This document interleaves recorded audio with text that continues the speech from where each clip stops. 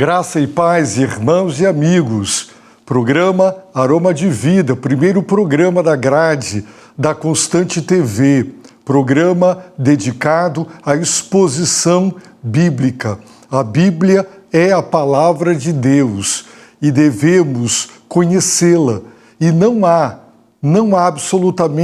outra maneira, outro modo de conhecê-la a não ser através da pregação expositiva, da pregação que está a serviço da palavra de Deus. E no programa Aroma de Vida, nós estamos estudando livros completos da Bíblia. Estamos estudando 1 Pedro, capítulo por capítulo, versículo por versículo. Portanto, acompanhe semanalmente essa exposição desta carta fantástica que é para nós extremamente relevante, porque o contexto deles e o nosso se assemelha muito. O contexto dos destinatários para os quais Pedro escreveu é bem parecido com o nosso. Por quê? Porque eles estavam enfrentando uma rejeição social crescente. Nós hoje também há uma cristofobia, há uma antipatia em relação aos cristãos. No mundo ocidental, outrora cristão, agora cada vez mais paganizado, cada vez mais distante dos valores morais e éticos do cristianismo, sobretudo do coração da sua mensagem. Também estamos vivendo dias de antagonismo a Cristo e aos seguidores de Cristo.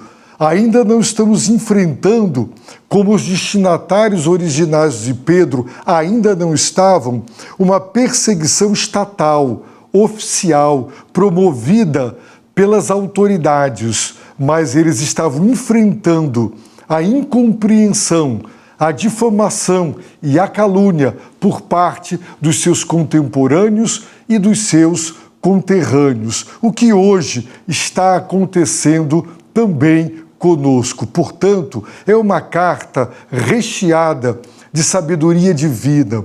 O apóstolo Pedro, ele começou a sua carta expondo a doutrina da salvação e, a partir daí, ele apresenta os mandamentos de Deus. Os mandamentos de Deus nos foram dados para serem obedecidos. Até aqui temos considerado 13 mandamentos que o apóstolo Pedro deixou claro para nós ser vontade de Deus, expectativa de Deus em relação ao seu povo. Portanto, ao estudar esta carta, nós aprenderemos o querer soberano de Deus. Sabemos que a nossa obediência aos mandamentos não salvam, mas nós também sabemos que os salvos obedecem aos mandamentos de Deus. Por isso, Pedro não começa com a nossa obediência aos mandamentos. Ele começa expondo o que Deus fez. Deus nos salvou quando nos regenerou, nos fez nascer de novo, quando Ele nos redimiu pelo sangue do seu Filho amado, conhecido antes da fundação do mundo. Deus está nos salvando à medida que, pelo seu poder através da fé, Ele guarda a salvação descrita como herança, Ele guarda no céu essa herança para os salvos e Ele guarda pelo seu poder, mediante a fé, os salvos para essa herança. Deus está nos salvando em Cristo e a partir da descrição da obra da redenção, da obra da salvação, o apóstolo nos apresentou os mandamentos. E já consideramos até aqui 13 mandamentos de Deus, para que nós os conheçamos e os obedeçamos. São mandamentos para a vida moral, para a vida ética, para a vida espiritual, para a vida da igreja, para os relacionamentos entre os irmãos dentro, no seio da igreja. e também mandamentos que nos ensinam como nós cristãos devemos proceder, nos comportar, nos conduzir dentro da sociedade. A igreja se reúne aos domingos, mas a maior parte do tempo ela está na vizinhança, ela está na família, ela está no trabalho, ela está na faculdade, ela está na sociedade. Como os cristãos devem comportar-se? Como ele deve relacionar-se, por exemplo, com as autoridades?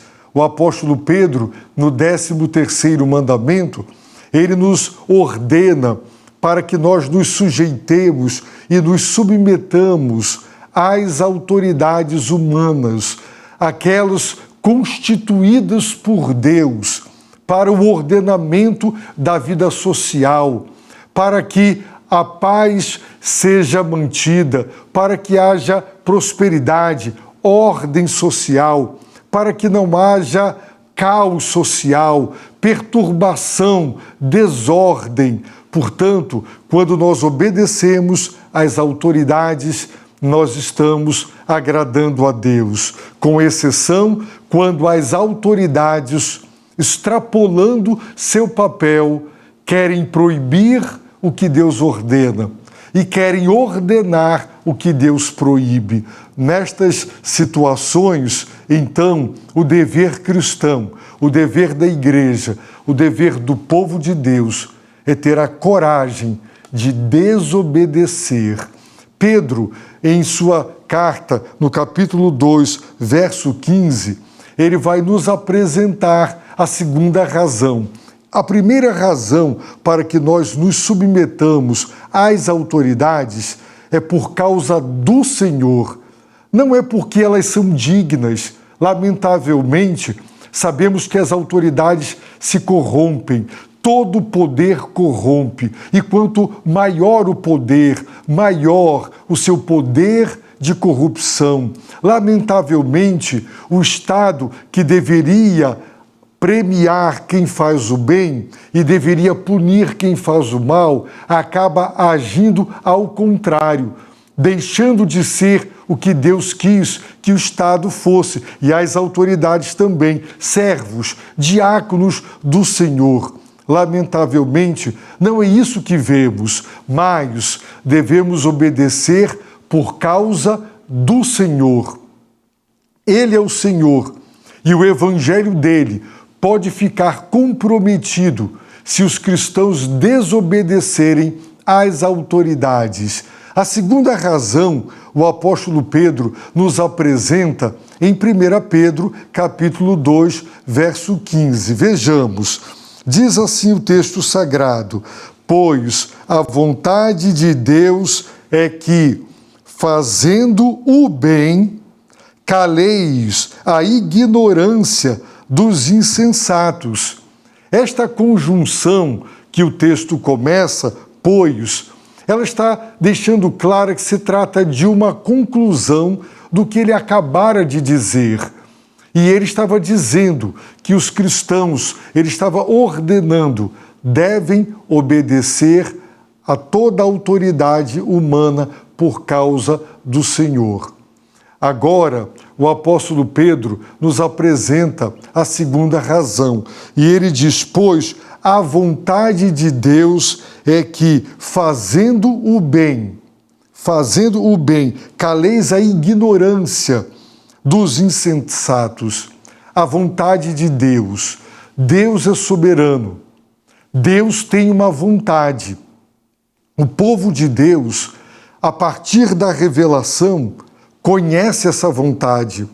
Pedro é apóstolo de Jesus Cristo. Ele começou sua carta dizendo, Pedro, apóstolo de Jesus Cristo.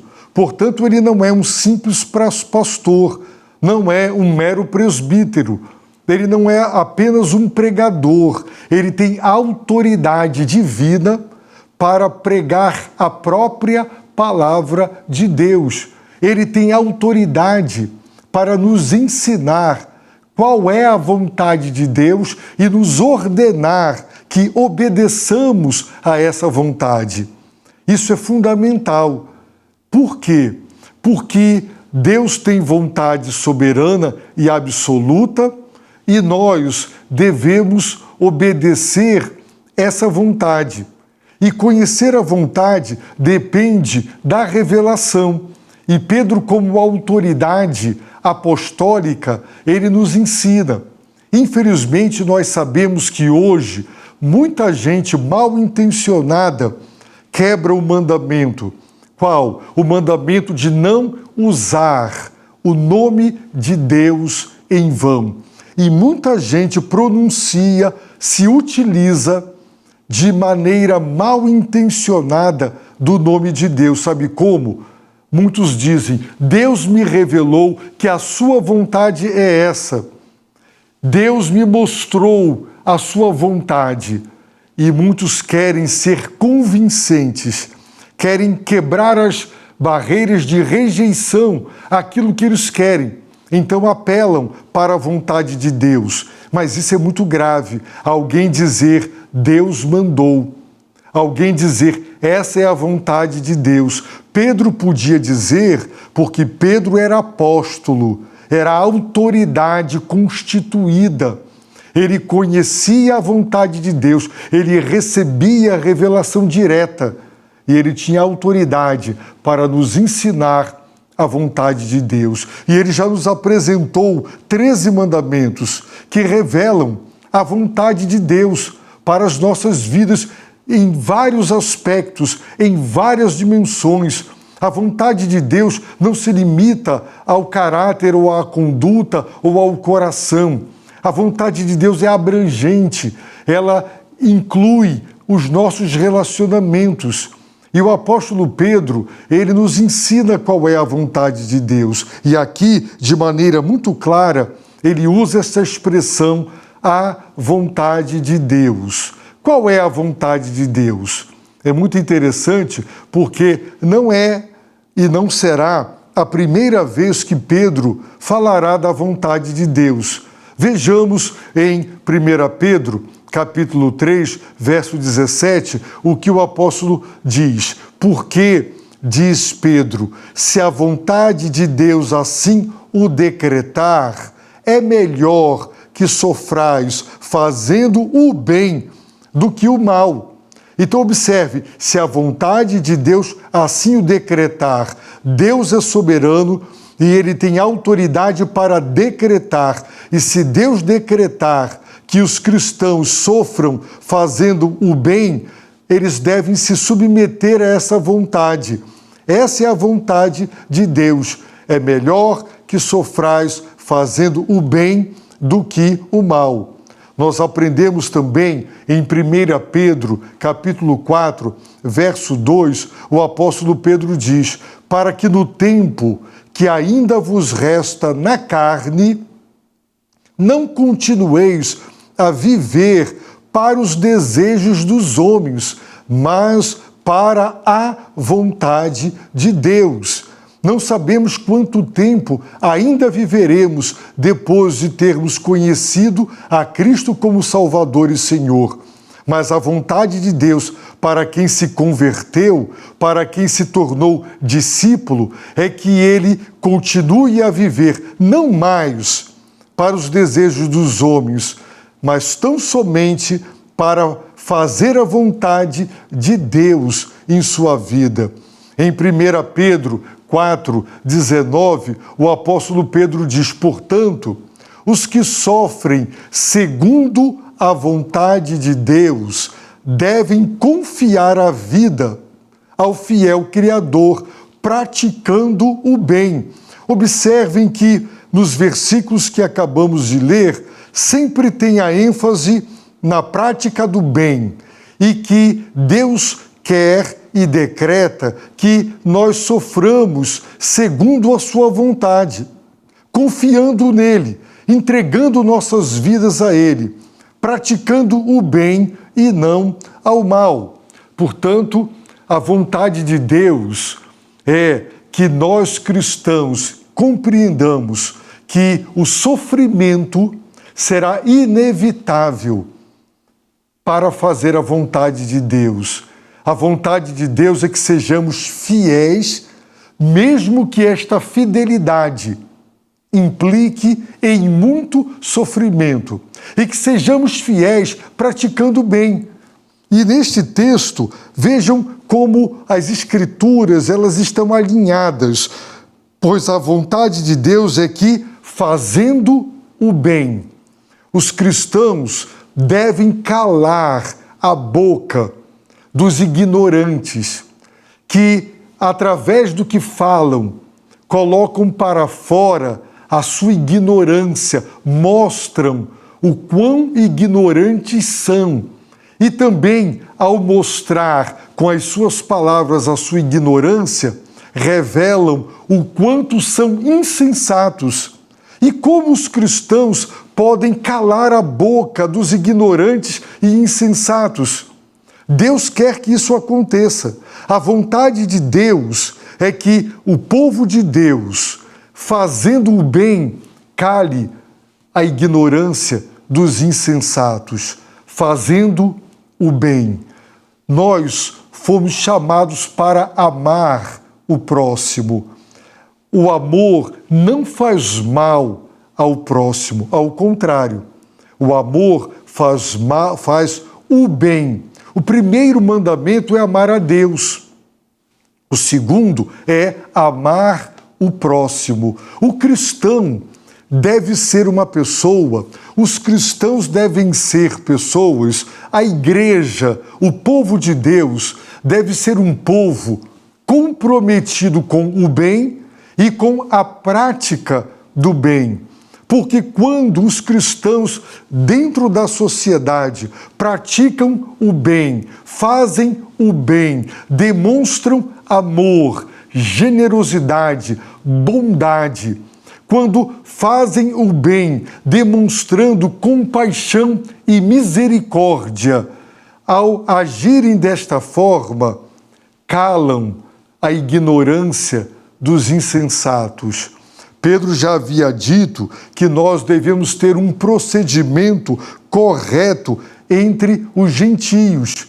Por quê? Porque eles estavam difamando e caluniando os cristãos, como se eles fossem praticantes do mal, embora eles não praticassem o mal. Agora, se os cristãos tivessem um comportamento errado, incorreto, deturpado, eles estariam dando de mão beijada razões para que eles continuassem a caluniar e a difamar a igreja de Jesus Cristo. Mas os cristãos são incitados a ter um comportamento correto para que eles fiquem envergonhados, porque a conduta do cristão revelaria que tudo aquilo era maledicência, fake news, calúnia e difamação. E agora, Pedro, depois de ordenar que nós devemos nos submeter às autoridades humanas, ele diz que essa é a vontade de Deus, que fazendo o bem, nós calemos a ignorância dos insensatos. Se nós não obedecêssemos às autoridades humanas, então nós seríamos vistos, e os cristãos para os quais Pedro escreveu, seriam vistos como rebeldes, como insubordinados, criadores da desordem, do caos e da anarquia. E eles estariam dando munição para os seus críticos e detratores continuarem a difamá-los e a caluniá-los. No entanto, a vontade de Deus, diz o apóstolo Pedro, é que, fazendo o bem, os cristãos devem amar o próximo e devem fazer o bem. Amar não se resume e não se restringe a declarações verbais de amor. O amor genuíno e autêntico, ele se externa e ele é demonstrado com atitudes. A história da igreja é uma comprovação irrefutável do comprometimento do povo de Deus com a prática do bem. A história das missões. Em muitos dos países onde os missionários cristãos chegaram, fundaram escolas, porque queriam ver a educação das pessoas, promoveram a educação, criaram hospitais. Na Índia, por exemplo, o primeiro leprosário, o primeiro hospital para cuidar daquelas pessoas sofridas foram criados pelos cristãos. De acordo com a doutrina hinduísta, se uma pessoa está sofrendo, é porque ela, nas encarnações anteriores, essa é a crença hindu, ela foi uma pessoa muito ruim, muito má. Por isso, ela está sofrendo nessa encarnação. E se você ajudasse uma pessoa que estava sofrendo, você estava impedindo esta pessoa de pagar com o seu sofrimento pelos erros cometidos nas encarnações anteriores. Então, fazer o bem era prejudicar a quem estava sofrendo, porque ele estava se purgando, se salvando, se purificando do mal que havia praticado. Mas os cristãos que não creem na reencarnação, mas na ressurreição, a Bíblia diz que é dado ao homem viver uma única vez e depois que ele morrer, vem o juízo. Ele compreendia que aquelas pessoas não poderiam ficar largadas. E onde quer que a igreja chegou com o evangelho, ela abriu escolas, hospitais, ela teve compaixão, misericórdia dos aflitos, muitos hospitais, casas de recuperação para moradores de rua, dependentes químicos. A igreja sempre esteve comprometida em fazer o bem, não para tentar se salvar pela prática do bem, mas porque quem ama a Deus ama o próximo. Então, a igreja é a vontade de Deus, é que fazendo o bem, a igreja deve estar sempre comprometida em fazer o bem. Uma igreja que não tem ministérios, atitudes de benevolência, de ajuda, de socorro para com os que sofrem, ela está traindo o seu próprio objetivo, fazer o bem. E a Bíblia diz, no livro de Atos dos Apóstolos, Pedro, ele sintetiza o ministério de Jesus com as seguintes palavras, Atos capítulo 10, verso de número 38, vejamos. E diz respeito a Jesus de Nazaré, como Deus o ungiu com o Espírito Santo e com poder. Ele andou por toda parte fazendo o bem e curando todos os oprimidos pelo diabo, porque Deus era com ele. Observaram? Jesus andou por toda parte fazendo o bem. Jesus não veio curar, Jesus não veio expulsar demônios, mas ele curou. Ele expulsou demônios, ele ia de cidade em cidade, de aldeia em aldeia. A leitura dos evangelhos demonstra que do amanhecer ao anoitecer, multidões incontáveis o procuravam em seus sofrimentos para serem socorridas e ajudadas. E Jesus andou, por onde quer que ele andou fazendo o bem, pregando, acolhendo, recebendo. Ele fez o bem e o seu povo deve também fazer o bem. E um modo de fazer o bem é pregar a palavra, é pregar o evangelho, para levar às pessoas o conhecimento da salvação eterna. Portanto, a Igreja de Jesus Cristo é uma igreja comprometida em fazer o bem. Você é cristão, você está fazendo bem. Olhe na sua vizinhança, olhe na sua parentela, olhe no seio da igreja, tem alguém precisando de ajuda, faça o bem. Vá ao encontro, tome a iniciativa, faça o bem. Quando a igreja faz o bem, praticando atos de bondade e de benignidade e de benevolência, a vontade de Deus é que, fazendo bem, caleis. A igreja cala, ela põe uma mordaça. Ela põe essa mordaça em quem? Na boca dos ignorantes. Nós temos como dever calar a ignorância. Lamentavelmente, essa ignorância a qual Pedro se refere não é só e apenas falta de conhecimento, falta de saber. Não, é uma ignorância culpável, porque é uma ignorância caracterizada por pessoas que não querem a verdade, não querem descobrir os fatos, não querem apurar.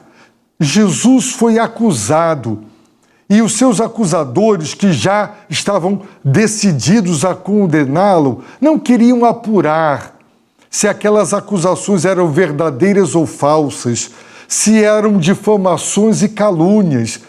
Elas não estavam preocupadas com a verdade, nem com a justiça. Era uma ignorância tendenciosa. Não ignoravam porque não tinham o interesse de saber, porque não queriam conhecer os fatos.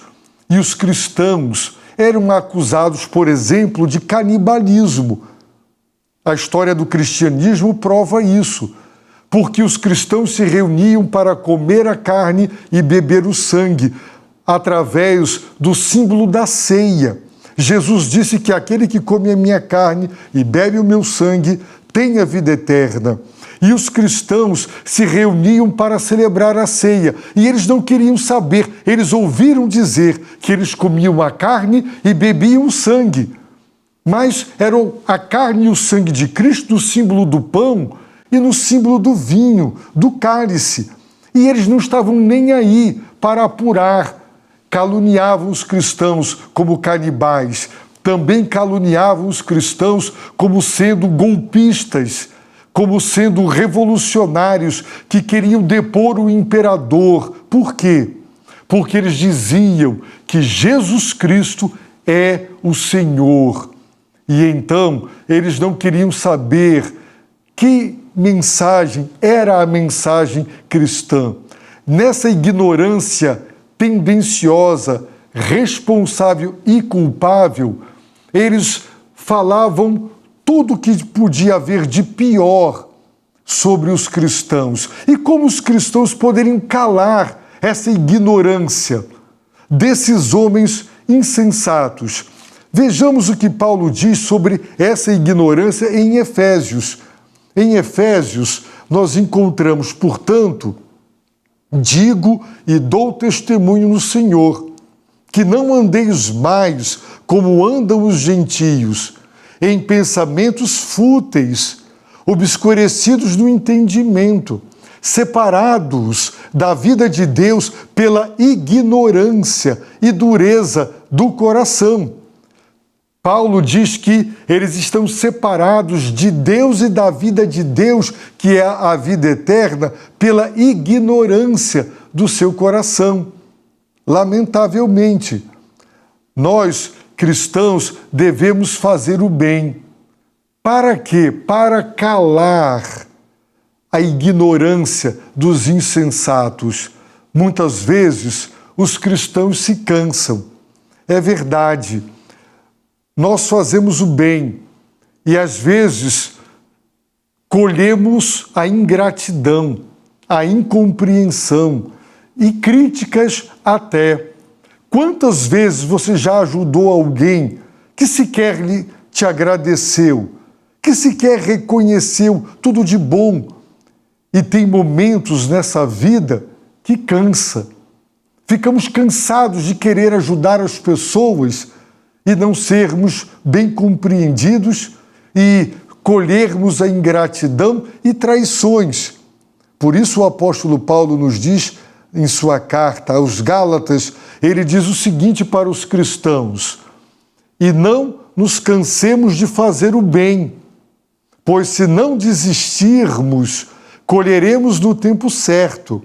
Assim, enquanto temos oportunidade, façamos o bem a todos, principalmente aos da família da fé. Observaram? Não nos cansemos de fazer o bem, porque cansa, muitas vezes cansa. Nós vamos colher se não desistirmos, e enquanto tivermos oportunidade de fazer o bem, diz o texto, nós devemos fazer o bem. Ser cristão é ser comprometido com o amor ao próximo, em fazer o bem ao próximo, mesmo que colhamos a ingratidão, a traição, a falta de amor das pessoas. Devemos prosseguir, não devemos nos cansar de fazer o bem. Sabe por quê? Porque os ignorantes, eles são insensatos. Essa palavra é traduzida em outras partes do Novo Testamento como tolos ou como loucos. Vejamos o que está escrito no Evangelho de Lucas. Loucos, disse Jesus para os fariseus, quem fez o exterior, não fez também o interior? Jesus pergunta. Ora, eles estavam preocupados em lavar o corpo, o exterior. Estavam preocupados com a higiene, com a purificação do corpo, roupas limpas, corpo limpo. Mas não estavam preocupados com a purificação, com a pureza do coração, dos sentimentos, dos desejos, das motivações. Por isso Jesus diz, loucos, vocês ignoram, o Criador do exterior também criou o interior. E se o Criador quer o exterior limpo, também quer o interior limpo. Em outro texto de Lucas, capítulo 12, nós temos, mas Deus lhe disse, Jesus contou esta parábola, e este homem rico, ele construiu celeiros, ele construiu mais e mais celeiros para uma grande colheita, e ele disse, minha alma, agora você tem muitos bens, come, bebe, descansa. Mas naquele dia, Deus lhe disse, insensato, louco, tolo, esta noite te pedirão a tua vida, e o que tens preparado, para quem será? Sim, quem é insensato? Quem é tolo? É aquele que simplesmente não ouve a Deus. O livro de Provérbios fala muito sobre a tolice. Nós cristãos temos uma missão. Nós estamos sendo caluniados, difamados por pessoas ignorantes. Ignorantes porque elas não querem conhecer a verdade sobre a fé cristã, sobre o que nós cremos de verdade, sobre os nossos valores. Elas ignoram intencionalmente para que possam nos condenar, nos criticar e nos perseguir.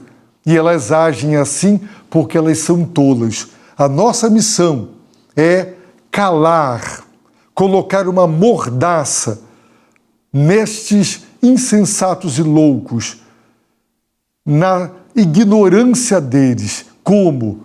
Fazendo o bem. Portanto, se nós obedecermos às autoridades humanas constituídas por Deus, nós estaremos também fazendo o bem. Essa é uma das maneiras de fazer o bem, promover a ordem social e não a desordem, a anarquia, o caos. Nós devemos obedecer, porque assim nós estaremos fazendo o bem. Não só assim, mas através de muitas outras atitudes. Fazendo o bem, cala-se a ignorância dos insensatos. Povo de Deus, Igreja de Jesus Cristo, discípulos do Senhor, estejamos conforme a orientação divina, comprometidas não só com o bem, mas com a prática do bem. Assim Deus nos dará a vitória. Calaremos os insensatos, cuja ignorância se expressa através daquilo que falam, quando nos criticam sem nos conhecer. A minha oração é que Deus te abençoe rica e abundantemente.